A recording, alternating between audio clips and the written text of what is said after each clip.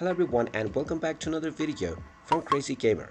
In this video, I'm going to show you how to add someone on the Evony game. So let's get started right away. First of all, open up the Evony game on your device, and if you're playing it for the first time, you will be taken into the basic tutorial levels. Once the basic tutorial is completed, you will have access to the game menu, so you can simply tap on the three dots at the bottom right corner and this will open up the menu. From the menu page, if you wish to add any friends, tap on the friends option and you will be taken into the friends tab. Now within the friends page, you will be shown all of your friends that you have. Go ahead and tap on recommend, and now you will be able to see various different friends that are recommended for you.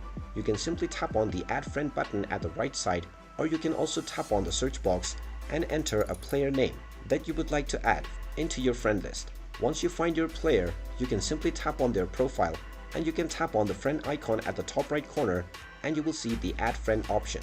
Once you tap on this will send a friend request to this user, and once this user taps on the accept button, you will become friends with this user immediately. And there you have it.